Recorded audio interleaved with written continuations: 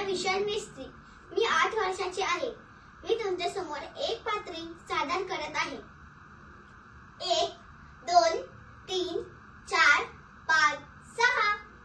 लहानपणापासूनची सवय आहे माझी. 1 2 3 4 5 6.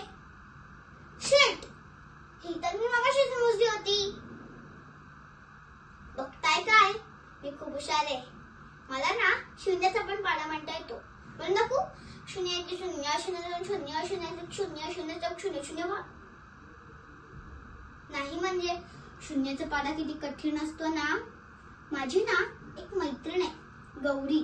तिला अंकगणितात 0 मार्क मिळाले ना तर तिची आई तिला म्हणते कशी, अगं ए गौरी, कठीण आहे ग बाई तुझं. म्हणून म्हटलं, इतर कुठलीही पाडे तोंडपाठ नसले तरी चालेल, पण शून्याचा पाडा आपण असायलाच हवा. आहे की नाही मी हुशार? आहेच होईच. माझे बाबा ना नेहमी मला हुशार मुलगी म्हणायचे, पण माझी आई ती मात्र मला कधीच नाही म्हणत. अहो हे तर काहीच नाही. इंग्रजीमध्ये आउट ऑफ मध्ये फक्त 1च मार्क कमी होता. मग मला म्हणते कशी, अगं तो शेजारचा आशू बघ, त्याला गणितात आणि इंग्रजीमध्ये दोन्हीमध्ये पैकीचे पैकी मार्क असतात, आणि तू मग मीही म्हंटल, ए आई आई, माझा 17चा पाडा म्हणून दाखव ना. आजवर काढले रस्ते सगळे फुटके आजच गाव घातले. पण माझे बाबा तसे नाही. माझे बाबा ना नेहमी सगळ्या गोष्टी खूप प्रेमाने समजून सांगतात. हा, पण वेळ मात्र खूप कमी देतात. अहो कामच एवढं असतं त्यांना, कधी इथे तर कधी तिथे. पण माझे बाबा जेव्हाही घरी येतात ना, तेव्हा त्यांची आणि माझी दंगामस्ती करण्याची जागा म्हणजे ही आमची टेरेस. इकडे बसून आम्ही खूप गप्पा मारतो, आकाशात चांदण्यांकडे बघत बसतो. माझे बाबा म्हणतात, आपण आकाशात चांदण्यांकडे बघायला लागलो ना ते लुकलुकतात. म्हणजे आपण त्यांच्याशी बोलायला लागलो ना ते लुकलुक करून हो की नाही असं उत्तर देतात. पण माझी आई जेव्हाही मला मारते ना तेव्हा मी खूप रडते. तेव्हा माझे बाबा मला जवळ घेतात आणि म्हणतात, बेटा, या जगात रडणाऱ्याला कोणीही जवळ घेत नाही, अगदी देवबाप्पा सुद्धा. मग मी ठरवलं की आता रडायचं नाही.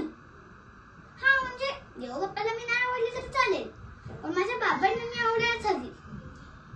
माझे बाबा जेव्हाही घरी येतात ना तेव्हा ते माझ्यासाठी खूप चॉकलेट्स आणतात. पण कधी कधी येतो म्हणून सुद्धा येत नाहीत. तेव्हा 1 दिवस होतात, 2 दिवस होतात, 3 दिवस होतात. 4थ्या दिवशी कुठे जाऊन बाबांचा आवाज येतो, चिऊ. मग मी पटकन त्यांच्या जवळ जाते. त्या दिवशी पण बाबा घरी येणार होते. आता तुम्हीच सांगा, एक तर बाबा एवढ्या महिन्याने घरी येतात तर सगळ्यांनी खुश व्हायला पाहिजे की नाही. पण ही आई नुसती ढसरडा रडत होती. दरवाजाची बेल वाजली म्हणून मी उघडायला गेली. आईने मग थांबवलं. दारात कधी नव्हे तर काका आणि काकी आले होते. सोबत खूप सारी माणसंही होती. त्यांच्याकडे अशी लांब अशी पेटी होती. त्या पेटीतून त्याने कापडात गुंडाळून कोणाने बाहेर काढलं. तर आई अशी रडायला लागली. मला खूप भीती वाटत होती.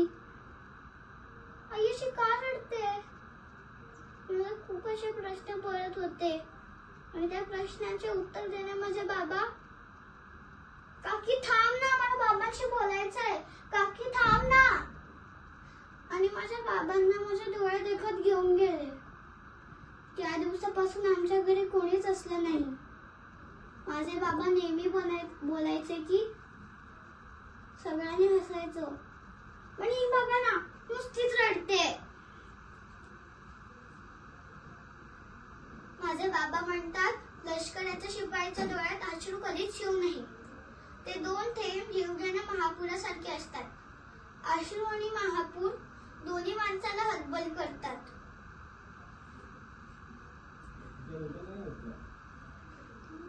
1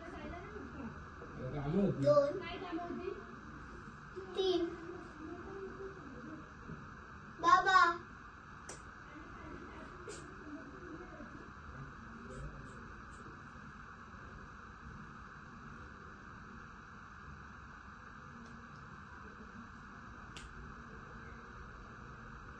धन्यवाद.